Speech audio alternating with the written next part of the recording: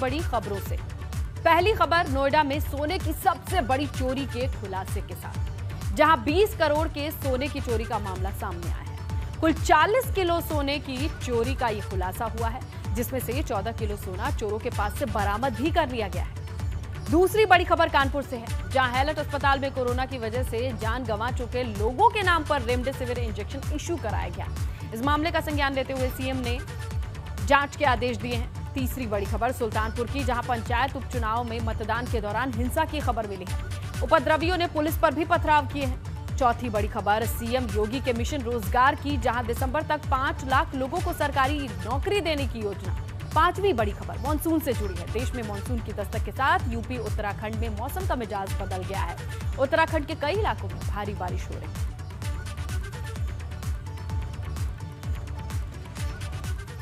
सुल्तानपुर में आज पंचायत उपचुनाव के दौरान बवाल हो गया। फर्जी वोट डालने के आरोप में इस विवाद को बढ़ते देखा गया और इस कदर ये बिगड़ गया कि उपद्रवियों ने पुलिस पर पथराव शुरू कर दिया। वहीं पुलिस की एक जीप भी तोड़फोड़ में शामिल हुई है। इस घटना में होमगार्ड और पुलिस का प्राइवेट ड्राइवर भी चोटिल है। मामला बढ़ता देख पुलिस ने आंसू गैस के गोले छोड़े, तब जाकर स्थिति पर कुछ हद तक नियंत्रण पाया जा सका। वहीं सूचना पर भारी मात्रा में पुलिस बल मौके पर।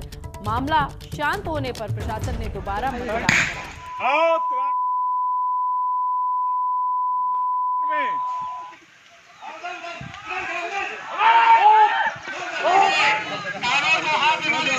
पुलिस आज भी तुमको मिलेगी और 10 दिन तक मिलेगी।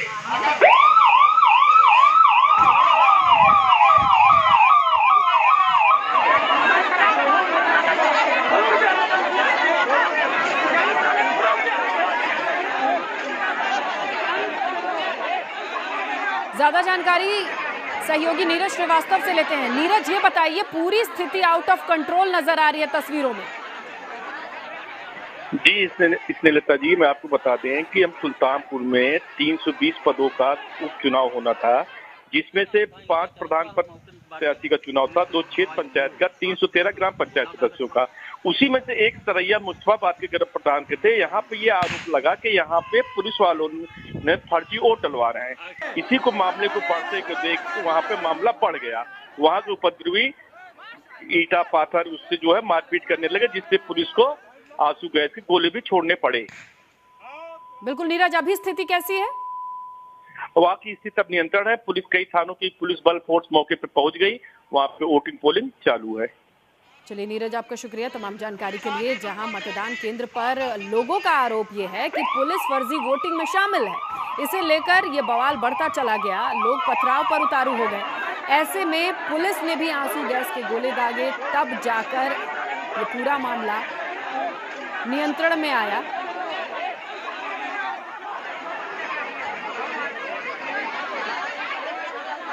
देख सकते हैं हम तस्वीरों में किस तरीके से आम लोग लाठी डंडों के खिलाफ देवरिया में शराब कारोबारी संजय केडिया पर जानलेवा हमले का मुकदमा दर्ज था। इसके साथ ही इनके गैंग के 3 सदस्यों को भी गिरफ्तार किया गया। आपको बता दें कि प्रदेश में जारी माफिया की सूची में रामू द्विवेदी का नाम भी शामिल है। पुलिस ने पुराने मामले को रीओपन करके रामू द्विवेदी को गिरफ्तार किया है।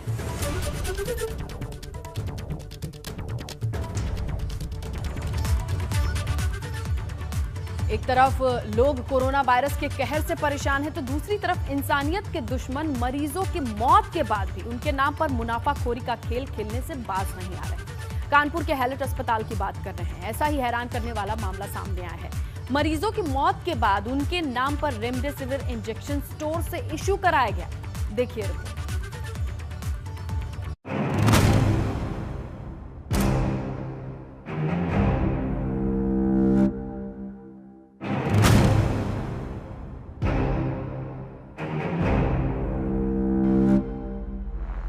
कोरोना की दूसरी लहर ने देश प्रदेश में इस कदर कहर बरपाया कि घर के घर उजड़ गए, बच्चे अनाथ हो गए, मरीजों के लिए ऑक्सीजन की कमी पड़ गई, अस्पतालों में बेड नहीं मिले, रेमडेसिविर इंजेक्शन और दूसरी दवाइयों की किल्लत हो गई। लेकिन इसी कमी या यूं कहें आपदा के बावजूद कुछ कालाबाजारियों ने इंसानियत को शर्मसार किया है।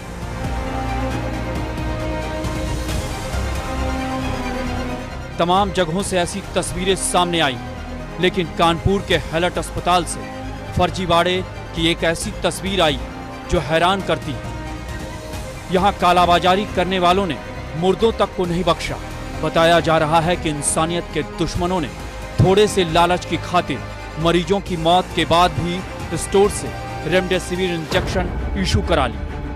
कागजों पर इंजेक्शन इशू कराने की ये तस्वीरें भी देखी जा सकती हैं। आशंका जताई जा रही है कि कालाबाजारी के इस खेल में यहाँ के कुछ नर्सिंग स्टाफ भी शामिल है।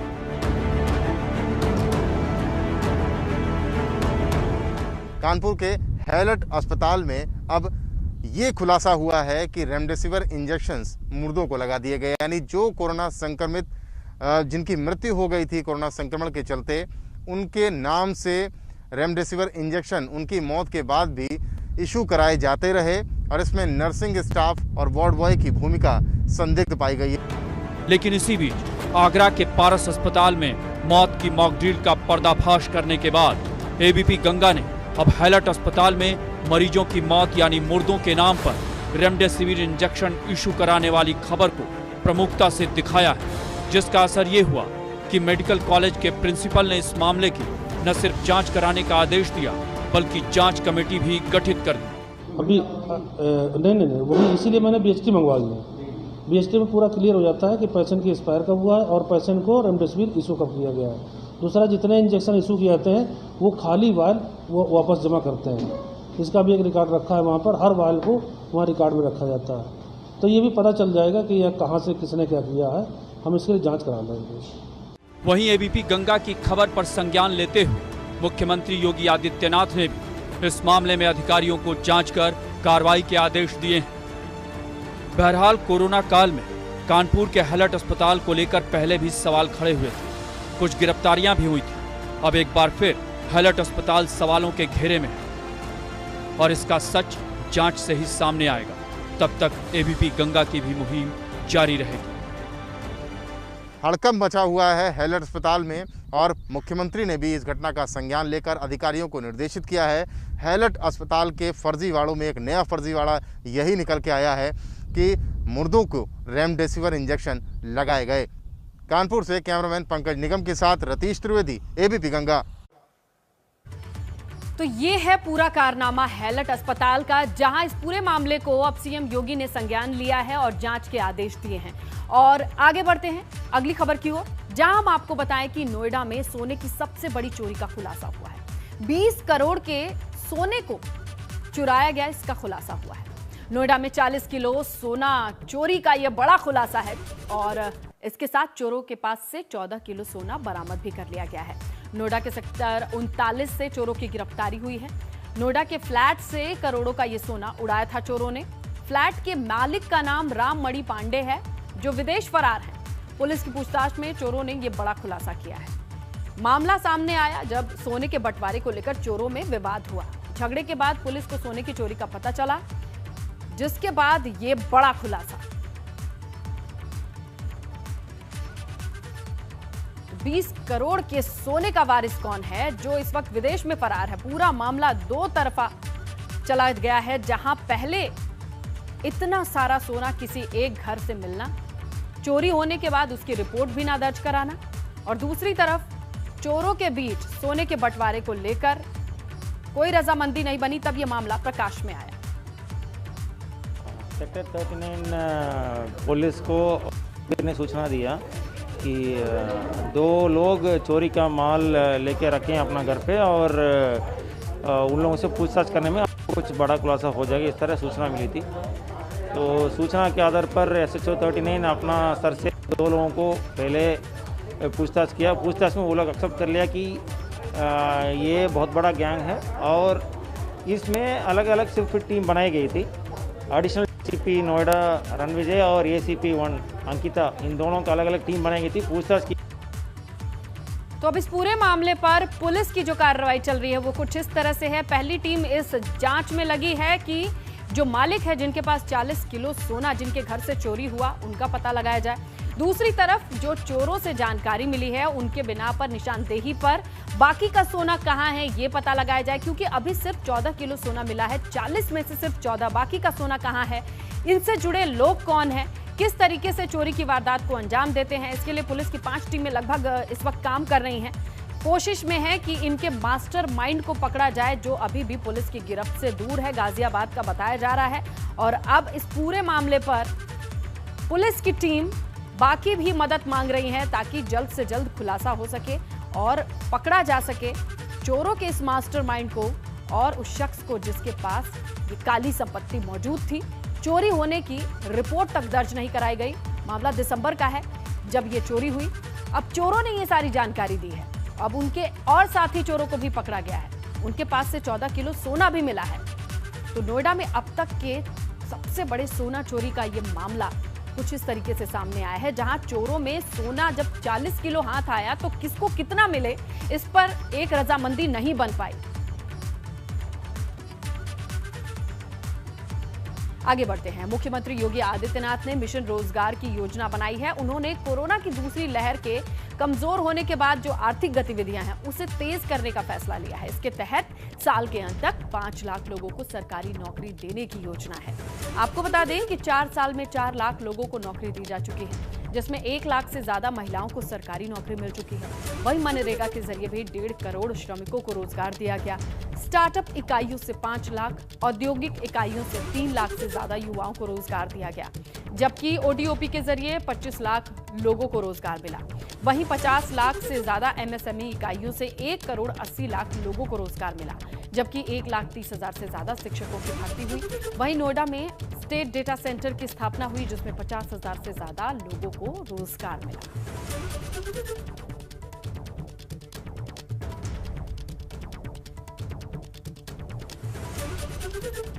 आगे बढ़ते हैं। अयोध्या के विकास कार्यों की समीक्षा करेंगे सीएम योगी। ये बड़ी खबर है। आज शाम 6:30 बजे मुख्यमंत्री आवास पर यह अहम बैठक होगी। अयोध्या में किस तरीके से विकास कार्य हुए हैं, उनका क्या लेखा जोखा है, ये पूरा ब्यौरा शाम 6:30 बजे मुख्यमंत्री आवास पर एक मीटिंग में पेश किया जाएगा, जिसकी सारी जानकारी सीएम योगी लेंगे। तो इस वक्त आपको बताएं कई तरीके के प्रोजेक्ट, जिसमें महत्वाकांक्षी राम मंदिर निर्माण योजना से लगाए तमाम ऐसे प्रोजेक्ट हैं जो अयोध्या में चल रहे हैं। विकास कार्य कहां तक आगे बढ़े हैं, ये जानेंगे सीएम योगी। दिल्ली में उत्तराखंड कांग्रेस की बैठक खत्म हुई है। आपको बताएं, बैठक में 2 अहम फैसले हुए हैं। उत्तराखंड में कांग्रेस किसी एक व्यक्ति के नाम पर चुनाव नहीं लड़ेगी। उत्तराखंड में कांग्रेस का कोई एक चेहरा नहीं होगा। 15 जून को कांग्रेस परिवर्तन यात्रा की शुरुआत करेगी। लीजिए इस वक्त की बड़ी खबर उत्तराखंड से। ज्यादा जानकारी सहयोगी अविनाश से। अविनाश, ये बताइए, ये 2 अहम फैसले लिए गए हैं, इसे किस तरीके से एग्जीक्यूट किया जाएगा, कैसी जानकारी? देखिए, इससे लगता है ये दोनों फैसले काफी महत्वपूर्ण है, क्योंकि अगर बात करें तो उत्तराखंड कांग्रेस में लगातार पूर्व मुख्यमंत्री हरीश रावत चेहरे की मांग कर रहे थे, लेकिन आज की बैठक में निर्णय हो गया कि कोई मुख्यमंत्री पद के दावेदार नहीं होगा, कोई एक चेहरे पर चुनाव नहीं लगाया जाएगा। कलेक्टिव लीडरशिप होगी, लेकिन सामूहिक नेतृत्व पर चुनाव लड़ा जाएगा और कांग्रेस पार्टी ही चेहरा होगी। और इसके साथ साथ अगर बात करें तो हरीश रावत की नाराजगी भी वहाँ पे व्यक्त की और ये कहा कि अशोक चौहान कमेटी जो है उसने तमाम तरीके से जो अपना साथ जुटाया, तो उसने ये कहा था कि लीडरशिप का चेहरा होना चाहिए और ये होना ही चाहिए था, लेकिन ये ऐसा नहीं हुआ। वहीं दूसरा जो निर्णय लिया गया वो ये है कि 15 जून को लॉकडाउन अगर खुलता है उत्तराखंड के अंदर, तो उसके बाद कांग्रेस परिवर्तन यात्रा करेगी और इस परिवर्तन यात्रा की शुरुआत अगर बात करें तो होगी खटीमा से। खटीमा से शुरुआत होगी, जिसमें उत्तराखंड कांग्रेस के तमाम सारे बड़े नेता मौजूद रहेंगे और उत्तराखंड के तमाम सारे जिलों में ये परिवर्तन यात्रा जाएगी, जिसमें महंगाई, बेरोजगारी और उत्तराखंड सरकार के जो अब तक के काम काज रहे हैं, इसको लेकर जनता के साथ जुड़ने की कोशिश होगी। तो ये 2 अहम निर्णय आज किए गए हैं और दोनों ही काफी महत्वपूर्ण निर्णय कांग्रेस पार्टी के हैं उत्तराखंड में, जो एक शुरुआत। अविनाश, इसके पीछे मंशा क्या हो सकती है? कोई एक चेहरा नहीं चुनने के पीछे क्या अभी भी माने कि पार्टी के भीतर पशुपेश की स्थिति है कि ये अच्छा होगा कि सेफ साइड चले हम? देखिए, इससे अगर बात करें तो 3 सीनियर लीडर हैं उत्तराखंड के अंदर। एक हरीश रावत है, दूसरा प्रीतम सिंह है और तीसरा इंदिरा हृदय है। इंदिरा हृदय ने साफ शब्दों में कहा कि जब मैं 40 साल से विधायक हूँ तो क्या मेरा चेहरा नहीं हो सकता है, क्या फिर और इस तरीके से चीजें नहीं हो सकती है। इसलिए लिहाजा जब आप चुनाव जीत कर आए तो उसके बाद विधायक दल की बैठक होगी, जैसा कि अब तक होता हुआ आया है, और उसके बाद ही मुख्यमंत्री चुना जाएगा। वहीं प्रदेश अध्यक्ष प्रीतम सिंह ने साफ तौर पर हरीश रावत पर तंज कर दिया है। उन्होंने कहा कि चेहरा पहले घोषित तक क्या नतीजे आए ये सबके सामने है। तो इसलिए जिस तरीके से अगर बात करें एक जुटता नजर नहीं आ रही थी, इसके बाद जो सेंट्रल लीडरशिप है, जो केंद्रीय नेतृत्व पे ये निर्णय लिया है कि कोई चेहरा नहीं होगा। बिल्कुल, अब देखते हैं पार्टी तो इस फैसले पर आगे बढ़ना चाहती है, जनता इस फैसले को किस तरीके से देखेगी, आने वाला वक्त बताएगा। अविनाश, आपका शुक्रिया तमाम जानकारी के लिए।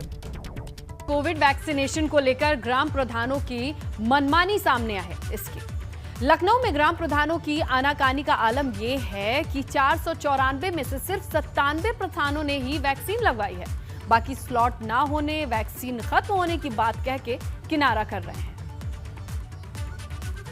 पर दायित्व है कि वो दूसरों को कोविड वैक्सीनेशन के लिए जागरूक करें, प्रेरित करें। वो खुद ही कोविड वैक्सीनेशन से भागते नजर आ रहे हैं।